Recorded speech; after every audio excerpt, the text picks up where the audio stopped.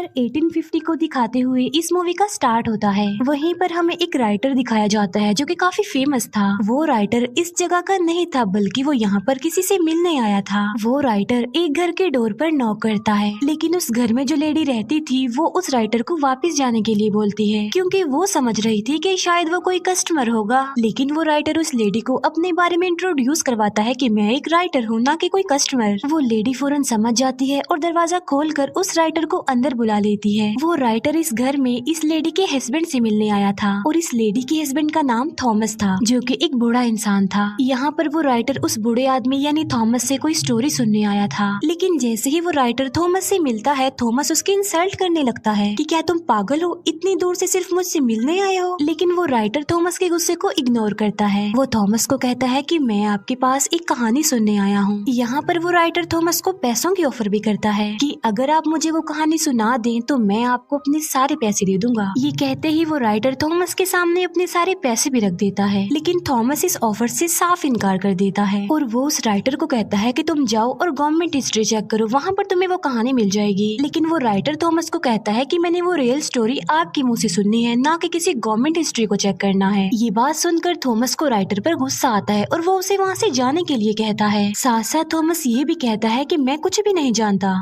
ये बात सुनकर वो राइटर अपसेट होकर वहाँ से जाने लगता है, लेकिन जो थॉमस की वाइफ होती है वो राइटर को वहाँ से जाने नहीं देती, वो उसका रास्ता रोक लेती है। थॉमस की वाइफ राइटर से माफी भी मांगती है उसके हस्बैंड के बिहेवियर पर। थॉमस की वाइफ राइटर को कहती है कि तुम उसकी किसी भी बात का माइंड मत करना, क्योंकि उस स्टोरी के बारे में थॉमस ने आज तक किसी को भी नहीं बताया, इवन मुझे भी नहीं। और यहाँ पर थॉमस की वाइफ खुद थॉमस के पास जाकर उससे रिक्वेस्ट करती है कि वो अपनी स्टोरी सुनाए और उस इंसिडेंट के बारे में जो उनके साथ पेश आया था। तो फाइनली थॉमस अपनी वाइफ की रिक्वेस्ट सुनकर स्टोरी सुनाने के लिए एग्री हो जाता है। दूसरी बात ये है कि वो लोग काफी गरीब थे, उन्हें पैसों की जरूरत भी थी, इस वजह से भी थॉमस को मानना पड़ता है। थॉमस उस राइटर को अपने पास बुलाता है और उससे कहता है कि मैं तुम्हें सिर्फ उतनी ही स्टोरी सुनाऊंगा जितनी तुम बर्दाश्त कर सकोगे, क्योंकि ये कोई आम बच्चों की कहानी नहीं थी बल्कि ये काफी दुखी कहानी थी। थॉमस बताता है कि ये मेरी लाइफ का एक ऐसा इंसिडेंट था जिसने मुझे चेंज कर दिया। और अब थॉमस अपनी कहानी सुनाना स्टार्ट कर देता है। ये ईयर 1820 होता है। ये उस वक्त की बात है जब समंदर में वेल का शिकार किया जाता था। अब क्योंकि वेल का ऑयल काफी महंगा था इसीलिए उसका शिकार किया जाता था। उस वक्त काफी लोग वेल के ऑयल का बिजनेस किया करते थे और ये चीज उनमें कोई नॉर्मल नहीं थी, बल्कि लोगों को तो वेल का शिकार करने का, उसका ऑयल निकालने का बहुत ज्यादा क्रेज था। इवन लोग इस बात पर बेट भी लगाया करते थे कि जितने भी शिप समंदर में जा रहे हैं उसमें से ज्यादा ऑयल कौन सा शिप लेकर आएगा। वहीं पर हमें एक पर्सन दिखाया जाता है जिसका नाम होता है ओवेन। ओवेन जो कि एक कंपनी के लिए काम करता था। ओवेन की एक वाइफ भी थी, इसका मतलब ये था कि वो अपनी लाइफ में बहुत खुश था। ओवेन जिस कंपनी के लिए काम किया करता था उनका काम भी ये था कि वो वेल्स का शिकार किया करते थे। जाहिर सी बात है ये कंपनी भी ऑयल हासिल करने के लिए ऐसा किया करती थी। ओवेन उस कंपनी के हेड से मिलता है। वो ओवेन को बताते हैं कि इस बार हम समंदर में वेल का शिकार करने के लिए अपना सबसे एक्सपेंसिव शिप भेजने वाले हैं। वो लोग ओवेन को कहते हैं कि उस शिप का ऑफिसर हम तुम्हें बनाकर भेजने वाले हैं। ये बात सुनकर ओवेन काफी अपसेट हो जाता है, क्योंकि इन लोगों ने ओवेन से प्रॉमिस किया था कि नेक्स्ट टाइम तुम ही कैप्टन बनोगे, लेकिन उन लोगों ने अपना वादा पूरा नहीं किया क्योंकि वो तो कैप्टन किसी और को बना रहे थे और जिसको वो कैप्टन बनाना चाहते थे उसका नाम जॉर्ज था। जॉर्ज असल में कंपनी के एक ऑनर का बेटा था। इस बार भी कंपनी के वो हेड्स ओवेन से प्रॉमिस करते हैं कि हम नेक्स्ट टाइम तुम्हें ही कैप्टन बनाएंगे। अब क्योंकि ओवेन एक काबिल इंसान था इसीलिए उसकी सैलरी बढ़ा दी जाती है और इसीलिए ओवेन उनकी ये बात मान लेता है और वो उन लोगों को कहता है कि मुझे रिटर्न फॉर्म में दो कि नेक्स्ट टाइम तुम मुझे ही कैप्टन बनाओगे। फिर हम देखते हैं कि ओवेन अपने सफर पर जाने के लिए तैयारियां वगैरह कर रहा था।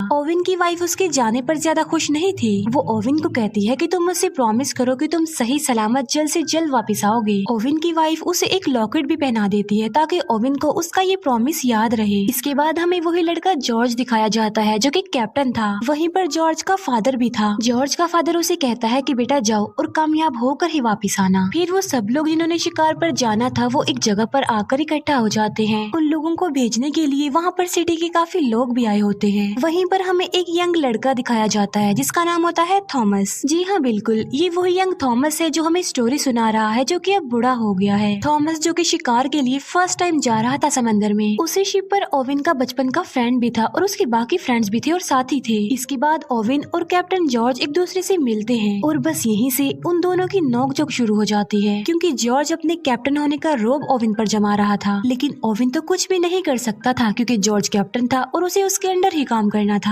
फिर ये लोग अपने सफर पर चल पड़ते हैं और थोड़ी ही दूर जाते ही शिप में खराबी हो जाती है। ऐसा फील हो रहा था कि जैसे शिप एक जगह पर फंस गया हो। लेकिन यहाँ पर ओवेन अपने स्किल्स का इस्तेमाल करके उस डिफिकल्ट कंडीशन को टैकल करता है बहुत अच्छे से। अब जाहिर सी बात है ओवेन ऐसा इसलिए कर पाया क्योंकि वो बहुत ज्यादा एक्सपीरियंस था। लेकिन जो कैप्टन जॉर्ज था वो ऐसा बिल्कुल भी नहीं था। मतलब ये कि उसमें कोई भी ऐसी स्किल्स ऐसी एबिलिटीज नहीं थी। इसीलिए जब वो ओवेन की एबिलिटीज ये स्किल्स देखता है तो वो जेलस हो जाता है ओवेन से और इस बात का बदला वो रात को डिनर पर ओवेन से लेता है। जॉर्ज ओवेन की काफी इंसल्ट करता है कि तुम गरीब हो और सिर्फ एक फार्मर के बेटे हो। अब क्योंकि ओवेन से ये इंसल्ट बर्दाश्त नहीं हो रही थी और वो कुछ कर भी नहीं सकता था, इसीलिए वो वहाँ से उठकर चला जाता है और अपने साथियों को कहता है कि हमने कल सुबह जल्दी उठना है। उस शिप पर हम ये बात नोटिस करते हैं कि गरीब लोगों को ज्यादा इम्पोर्टेंस नहीं दी जाती थी, बल्कि उन्हें हमेशा छोटा ही समझा जाता था। नेक्स्ट डे जॉर्ज फिर से ओवेन को ऑर्डर लगाने लगता है। अब ना चाहते हुए भी ओवेन को जॉर्ज का ऑर्डर मानना ही पड़ता था। लेकिन फिर तभी ओवेन का ध्यान एक समुद्री तूफान पर जाता है। वो ये बात जॉर्ज से शेयर करता है कि आगे समुद्री तूफान है, हमारे लिए खतरा है, इसीलिए हमें शिप को वापस मोड़ लेना चाहिए। लेकिन जॉर्ज ओवेन की ये बात नहीं मानता और शिप को तूफान में ही ले जाने का ऑर्डर दे देता है। और जब वो लोग तूफान में एंटर करते हैं तो वो लोग वहाँ पर फंस जाते हैं। तूफान में भी ओवेन चिल्ला रहा होता है कि शिप को वापस मोड़ लिया जाए जल्दी से। लेकिन जॉर्ज अभी तक अपनी जिद पर ही अड़ा हुआ था और वो शिप को और ज्यादा तूफान के अंदर ले जाता है। ऐसा करने से उनके लिए काफी खतरा था, उनकी जान का खतरा, शिप डूबने का खतरा। लेकिन किसी तरह करके वो तूफान से बाहर आ जाते हैं। इसके बाद जॉर्ज ओवेन को कहता है कि तुम सबके सामने मुझसे सॉरी बोलोगे और हम इस शिप को वापस अपने आइलैंड पर लेकर जाएंगे। इसका मतलब ये है कि हम वेल का शिकार किए बगैर ही यहाँ से वापस चले जाएंगे। लेकिन यहाँ पर ओवेन जॉर्ज को काफी समझाने की कोशिश करता है कि देखो, सिचुएशन को समझने की कोशिश करो, हम वापस खाली हाथ नहीं जा सकते क्योंकि ये बहुत सारे लोगों की जिंदगियों का सवाल है। वो लोग हमारा इंतजार कर रहे हैं कि हम तेल लेकर ही वापस लौटेंगे। और यहाँ पर ओवेन जॉर्ज को राजी कर लेता है। इसीलिए वो लोग वापस जाने की बजाय अपने सफर के लिए आगे बढ़ते हैं। इसके बाद हमें डायरेक्ट 3 महीने बाद का सीन दिखाया जाता है और वो लोग एक ऐसी जगह पर पहुंच जाते हैं जहाँ पर उन्हें बहुत सारी वेल्स मिल जाती हैं। वो लोग वेल्स का शिकार करने के लिए अपनी बोट पर ही निकल जाते हैं। तभी ओवेन एक वेल पर अटैक कर देता है और वो वेल पहले तो बचने की काफी कोशिश करती है लेकिन फिर वो मर जाती है। बाद में वो लोग उस वेल को शिप पर ले आते हैं और वो लोग उसका तेल निकालने लग गए। उन लोगों ने अब वेल के अंदर भी तो किसी को भेजना ही था। अब क्योंकि थॉमस साइज में काफी छोटा था, इसीलिए ओवेन वेल के अंदर थॉमस को भेजता है। फिर शिकार किए उन्हें काफी दिन गुजर जाते हैं लेकिन अब उन्हें कोई भी शिकार नहीं मिल रहा था। और मुसीबत की बात तो ये थी कि उनके खाने का सामान भी खत्म हो रहा था। अब क्योंकि वो लोग ज्यादा आगे तक नहीं गए थे, इसीलिए वो बीच में एक आइलैंड पर रुक जाते हैं। वहीं पर वो लोग एक कैप्टन से मिलते हैं और वो भी वेल के शिकार के लिए ही वहाँ पर आया था। वो सब लोग उस आदमी से मिलते हैं और वो उन लोगों को अपने शिकार की आखिरी कहानी सुनाता है। वो बताता है कि हम समंदर के बिल्कुल बीचों बीच आ गए थे जहाँ पर उनका सामना समंदर के सबसे बड़े वेल से हुआ और वो वेल बहुत ज्यादा लंबा और बड़ा था जिसे ग्रेट वेल कहा गया है। लेकिन ग्रेट वेल ने उनके शिप पर अटैक कर दिया जिससे उनका शिप डिस्ट्रॉय हो गया, जिससे कैप्टन का एक हाथ और एक बाजू टूट गया और उसके बाकी साथी भी मर गए। लेकिन वो लोग उसकी बातों को सीरियस नहीं लेते। वो सोच रहे थे कि ये कोई मनगढ़ंत कहानी सुना रहा है, इसीलिए वो कैप्टन वहाँ से चला जाता है। लेकिन अब इन लोगों के दिल में लालच आ गई थी कि हमें भी उस जगह पर जाना चाहिए जहाँ पर वो ग्रेट वेल है। इसके बाद वो उस लोकेशन पर जाने के लिए आगे बढ़ते हैं। फिर हमें डायरेक्ट 14 महीने बाद की कहानी दिखाई जाती है और इतना ज्यादा सफर करने के बाद फाइनली वो उस जगह पर पहुँच जाते हैं जिसका उस कैप्टन ने इन लोगों को बताया था और जहाँ पर वो ग्रेट वेल था। वो सब लोग अपने अपने हथियार लेकर, बोट्स लेकर उस जगह पर जाने लगे। अभी वो लोग आगे बढ़ ही रहे होते हैं कि ओवेन की बोट पर कोई अटैक कर देता है जिसकी वजह से वो लोग बोट से गिर जाते हैं और यहाँ पर वो लोग फर्स्ट टाइम अपनी आंखों के सामने इतना बड़ा वेल, वो ग्रेट वेल देखते हैं। ये बिल्कुल वैसा ही वेल था जैसे उस कैप्टन ने स्टोरी सुनाई थी, लेकिन वो ग्रेट वेल फिर वहाँ से जाने लगी। लेकिन ओवेन के जो बाकी साथी थे वो अभी तक बोट में ही बैठे हुए थे, इसीलिए मौके का फायदा उठाकर वो एक वेल पर अटैक कर देते हैं, जिससे वो वेल को तो मारने में कामयाब हो जाते हैं। लेकिन उन्हें ऐसा करता देख वो ग्रेट वेल देख लेती है, इसीलिए वो सीधा आकर उनकी शिप पर ही अटैक कर देती है, जिसकी वजह से शिप डूबने लगती है। जॉर्ज भी बोट में बैठा हुआ ये सब कुछ देख रहा था, इसीलिए वो उस वेल को वहीं पर छोड़कर वापस अपने शिप की तरफ आने लगता है। अब क्योंकि उनका शिप डूबने लगा था तो इसीलिए जॉर्ज सबको ऑर्डर देता है कि वो शिप को छोड़ दे जल्दी से। वो सब लोग अब बोट्स में आ गए और जितना भी खाना पीना उनके हाथ लग गया था वो उसे ले लेते हैं। इसके बाद नेक्स्ट मॉर्निंग हम देखते हैं कि वो वहाँ से निकलने के लिए समुद्री मैप को देख रहे थे, लेकिन उन लोगों का वहाँ से निकलना अब काफी मुश्किल हो गया था, क्योंकि वो लोग फिर से एक समुद्री तूफान में फंस चुके थे। इसी तूफान में ओवेन का बचपन का फ्रेंड भी काफी इंजर्ड हो जाता है। अब आहिस्ता आहिस्ता दिन गुजरने लगे। ओवेन अपनी जख्मी फ्रेंड की मदद किया करता था, जबकि ओवेन के बाकी साथियों को वो सिर्फ बोझ ही लग रहा था और कुछ नहीं। इसके बाद हमें 1 महीने बाद की स्टोरी दिखाई जाती है, जहाँ पर इन लोगों के पास अब खाना भी खत्म हो गया था। उनकी हालत इतनी ज्यादा खराब हो गई थी कि अनकरीब वो मरने वाले थे, लेकिन तभी उनके एक साथी को जमीन नजर आ जाती है, इसीलिए उन्हें थोड़ी तसल्ली हो जाती है और वो उस जमीन की तरफ जाने लगते हैं। अभी वो लोग बस किनारे तक पहुँचने ही वाले होते हैं कि ओवेन को वहाँ पर कुछ फील होता है, और वो कोई और नहीं बल्कि ग्रेट वेल थी,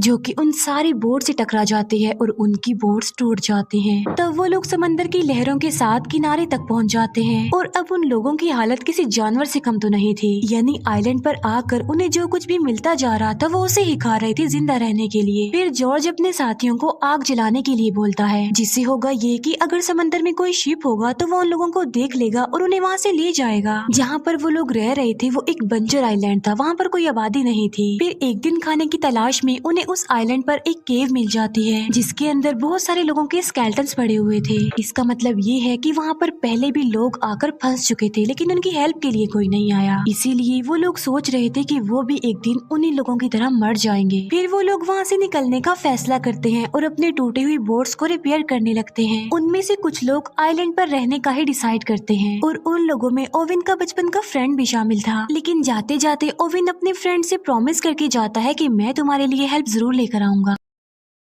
फिर इसके बाद हमें 48 दिन बाद की कहानी दिखाई जाती है, और उन लोगों का काफी बुरा हाल था। खाए पिए बगैर वो लोग बहुत मुश्किल से ही जिंदा थे। और फिर हमें दिखाया जाता है कि उनका एक साथी मर जाता है। तब ओवन का एक फ्रेंड उसकी डेड बॉडी को समंदर में फेंकने वाला था, लेकिन फिर वो लोग एक काफी अजीब चीज डिसाइड करते हैं। वो डिसाइड करते हैं कि हम इसको फेंकेंगे नहीं बल्कि हम इसको खा लेंगे। अब क्योंकि ऐसा करना तो उनके लिए काफी मुश्किल था, लेकिन इसके अलावा उनके पास और कोई ऑप्शन भी तो नहीं था। सब लोग इस बात की वजह से काफी अपसेट भी होते हैं, लेकिन जिंदा रहने के लिए अब उन्हें कुछ तो करना ही था ना, क्योंकि वो एक ऐसी सिचुएशन में फंस गए थे कि वो बिल्कुल बेबस थे। इसीलिए वो अपने उस फ्रेंड को खा लेते हैं, और कहानी फिर वापस से प्रेजेंट टाइम में आ जाती है, जहाँ पर हमें बूढ़ा थॉमस दिखाया जाता है। जहाँ पर थॉमस काफी दुखी था कि उन्हें अपने ही साथियों की डेड बॉडी को खाना पड़ा। लेकिन तभी ओवेन की वाइफ भी वहाँ पर रोते हुए आ जाती है। वो अपने हस्बैंड की दुख भरी कहानी सुनकर और ज्यादा दुखी हो गई थी। फिर वो थॉमस को कहती है कि इसकी आगे की स्टोरी सुनाओ। फिर उस इंसिडेंट के बाद 1 महीने बाद का सीन दिखाया जाता है, जहाँ पर ये लोग अभी तक समंदर में फंसे हुए थे और वहीं पर भटक रहे थे। अब क्योंकि भूख की वजह से उनका काफी बुरा हाल था, इसीलिए वो मजबूर होकर सरवाइव करने के लिए आपस में ही एक गेम खेलते हैं, जिस गेम में अगर कोई हार जाता था तो उसे मार दिया जाता था, और बाद में वो सारे साथी मिलकर उसे खा लेते थे। फिर एक दिन वो कैप्टन जॉर्ज हार जाता है। जॉर्ज अपने कजन को गन देकर कहता है कि तुम मुझे शूट कर दो और मुझे मार डालो, लेकिन जॉर्ज का वो कजन उसे शूट करने की बजाय खुद को ही शूट कर लेता है और बाकी लोग उसे खा लेते हैं। फिर एक दिन उन्हें फिर से वही ग्रेट वेल दिखाई जाती है। तब ओवेन उस वेल पर अटैक करने ही वाला होता है कि तभी ओवेन उस वेल की आंख देख लेता है, इसीलिए ओवेन उस वेल पर अटैक नहीं करता और वो भी वहाँ से चली जाती है। फिर काफी दिन बाद एक शिप दिखाया जाता है, और उस शिप के लोग जॉर्ज की बोट को देख लेते हैं, इसीलिए वो लोग उनकी हेल्प करते हैं। और जब शिप का कैप्टन ये देखता है कि बोट में इंसानी हड्डियां पड़ी हुई हैं, तो वो काफी शॉक्ड रह जाता है। और वो बोट जिसमें ओवेन और थॉमस थे क्योंकि वो तो दूसरी बोट से अलग हो चुकी थी। ओविन और थॉमस का काफी बुरा हाल था, वो मर रहे थे। लेकिन फिर तभी ओविन की नजर एक शिप पर पड़ती है और वो हेल्प के लिए उस शिप को बुला लेते हैं और फिर इस खतरनाक सिचुएशन से वो बाहर आ जाते हैं। फाइनली उन लोगों को बचा लिया जाता है और कुछ दिनों बाद उन्हें उनके घर पर लाया जाता है, जहाँ पर सिटी के लोग उन लोगों को देखकर काफी हैरान रह जाते हैं, क्योंकि उन्होंने तो एक्सपेक्ट किया था कि ये तो कब से ही मर चुके होंगे। वहीं पर ओविन की वाइफ भी उसके लिए वेट कर रही थी। ओविन की वाइफ जल्दी से उसके पास आती है और वो दोनों मिलते हैं। फिर उसी दिन ओविन और थॉमस मिलते हैं, जहाँ पर ओविन थॉमस को निशाने के तौर पर अपनी वेल पिन दे देता है। इसके बाद कंपनी के लोग ओविन और जॉर्ज को बुलाते हैं उनसे स्टोरी सुनने के लिए, जो उनके साथ समंदर में बीत चुका।